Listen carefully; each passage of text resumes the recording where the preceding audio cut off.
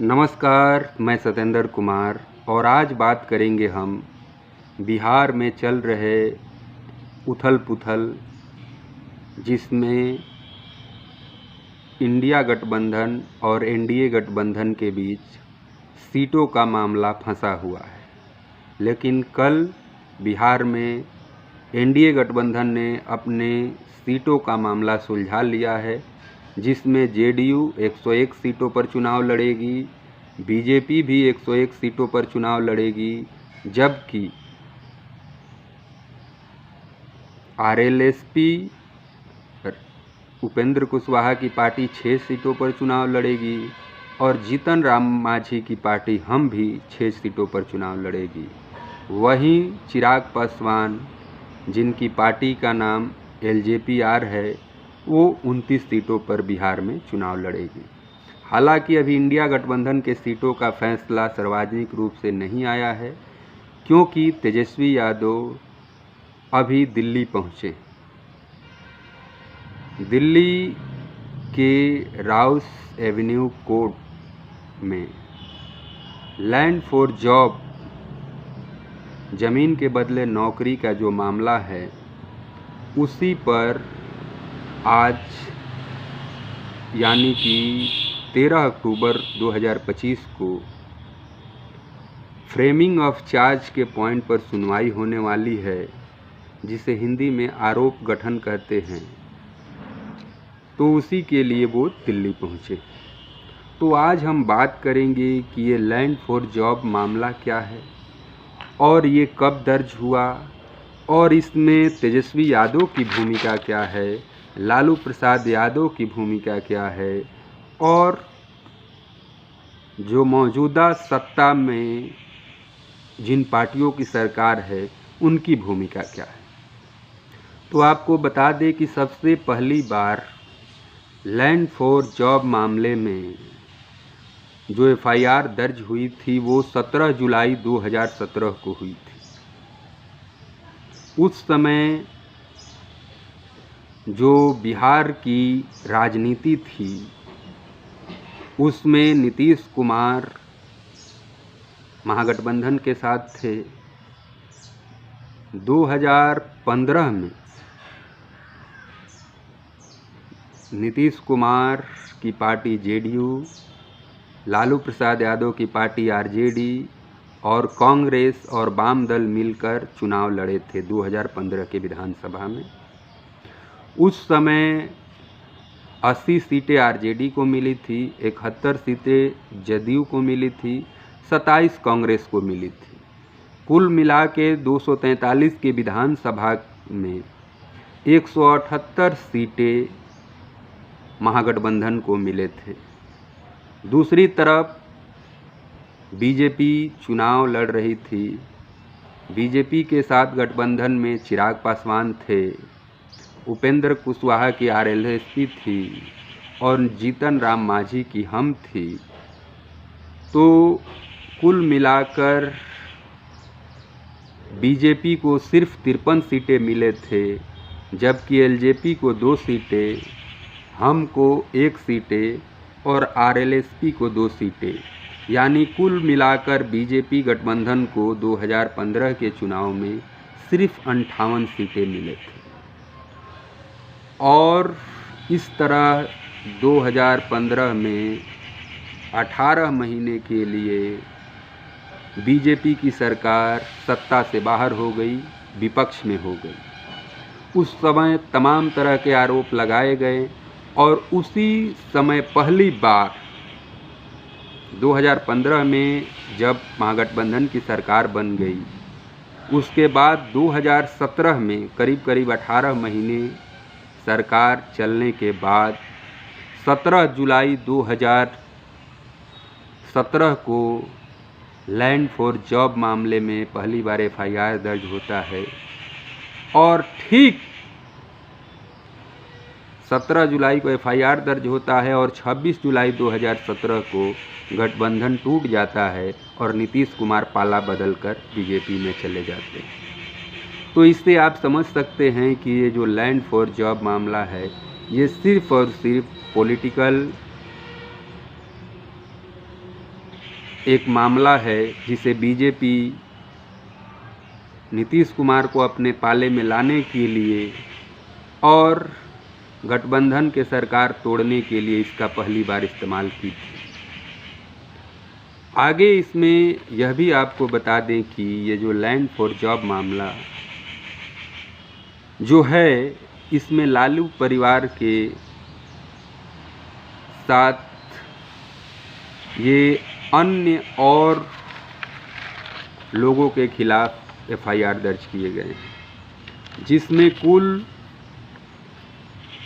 जो अभियुक्त बनाए गए हैं 78 लोगों को आरोपी बनाया गया है, जिसमें 29 रेलवे कर्मचारी हैं, 37 जो उम्मीदवार हैं बताए जा रहे हैं और 6 अन्य लोग भी। पहली बार बिहार चुनाव में बीजेपी नीतीश कुमार के होते हुए भी डरी और सहमी हुई है, फूंक फूंक कर चल रही है कि कहीं तेजस्वी की सरकार आ ना जाए। इसीलिए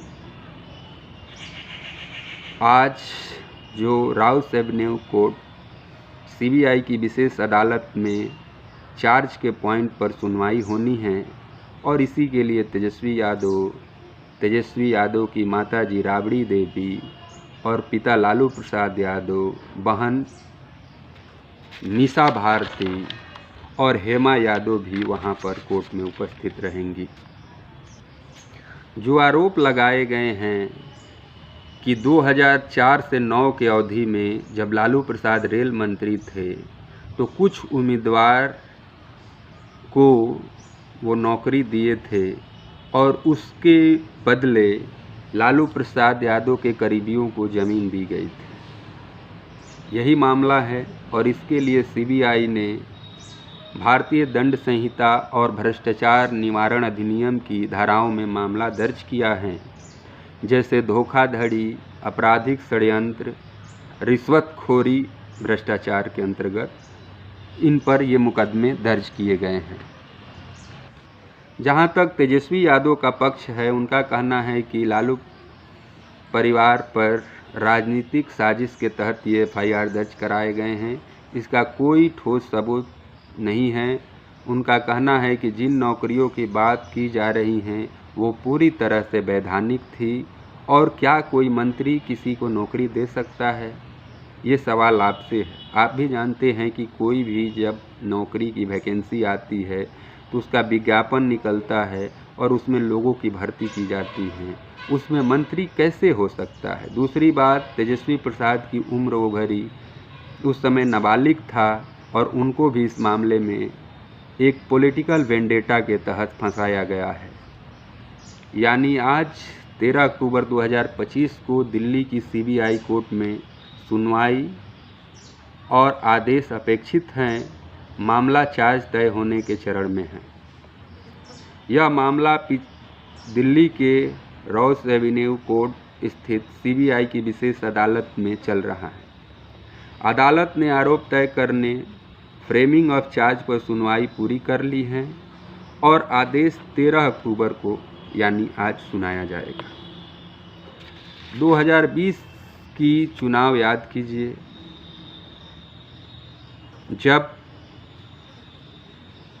नीतीश कुमार जी ने कहा था कि ये मेरा आखिरी चुनाव है, इसके बाद अब मैं चुनाव नहीं लड़ूंगा, और 2025 में कहा जा रहा है कि 25 से 30 फिर एक बार नीतीश।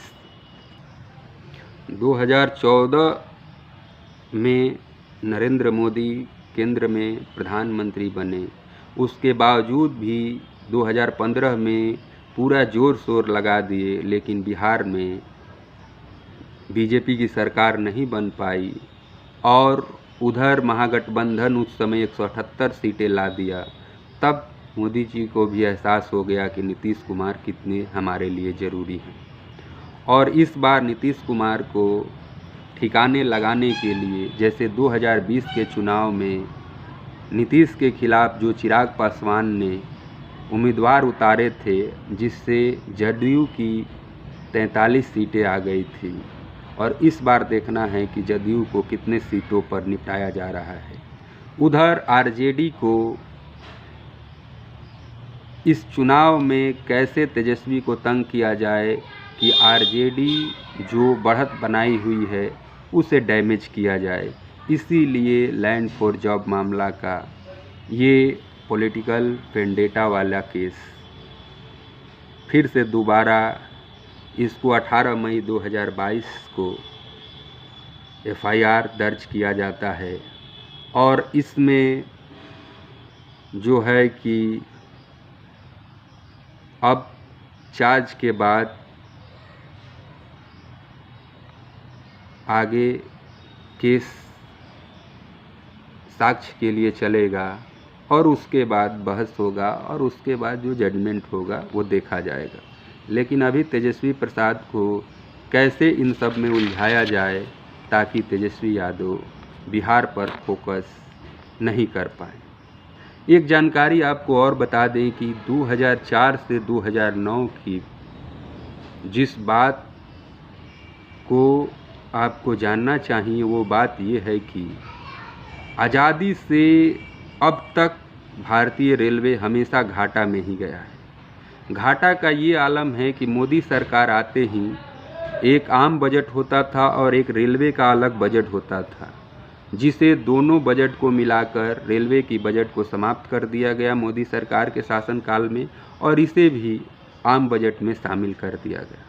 लेकिन 2014 से पहले रेलवे का बजट अलग से होता था।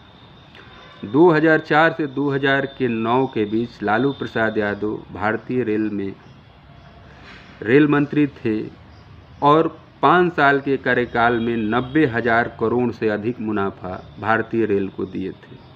उस समय रेलवे के किराए भी हर साल घटाए जा रहे थे और जो भी सुविधाएं थी, चाहे वो गरीब रथ हो, पूरे देश भर में एसी जो ट्रेन गरीबों के लिए चलाई गई गरीब रथ, उसके भी किराए एक लिमिट में थे जिसमें कोई भी गरीब एसी का सफ़र कर सकता था। उसी दौरान टिकटों के दाम में भी काफ़ी कमी की गई। देश के कुलियों को सरकारी नौकरी दिया गया। दिवाली और होली पर बोनस दिए गए। बिहार में 3 रेलवे के कारखाने खुले और विश्व में लालू प्रसाद यादव को मैनेजमेंट गुरु के तौर पर हार्वर्ड यूनिवर्सिटी में उनके लिए प्रोग्राम रखे गए। उनसे हार्वर्ड यूनिवर्सिटी में छात्रों को संबोधित किया और उन्हें मैनेजमेंट गुरु कहा गया।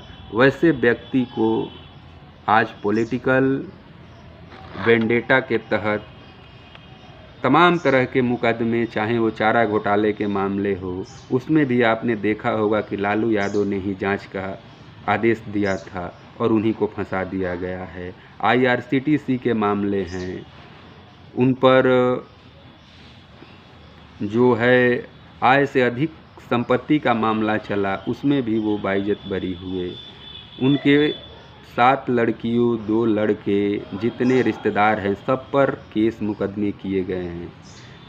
आज के समय में कोई साधारण व्यक्ति इतना सहनशील नहीं हो सकता है जितना लालू प्रसाद हैं। सब केस मुकदमा को झेलते हुए भी आज भी गरीबों के साथ खड़े हैं और अपने विचारधारा से कभी समझौता नहीं किया। आज के दिन जहां हमारे नेता हैं वो EDI CBI से डरकर पाला बदल लेते हैं, एक ऐसा नेता जो पूरे हिंदुस्तान में है, जो कभी भी अपने विचारधारा से समझौता नहीं किया और कितने भी केस मुकदमे झेलते हुए, जेल काटते हुए और अपमान सहते हुए भी आज आपके साथ खड़ा है, तो 2025 के चुनाव में खास करके ये ज़रूरत है कि आप सभी को भी उस व्यक्ति के साथ खड़ा होना चाहिए और एक बार बिहार में उसकी सरकार ज़रूर लाएं और उसके हिम्मत बढ़ाएं। नहीं तो आपके साथ कोई खड़ा होने वाला इस सदी के बाद नहीं होगा। तो आज इतना ही। नमस्कार, जय हिंद, जय भारत।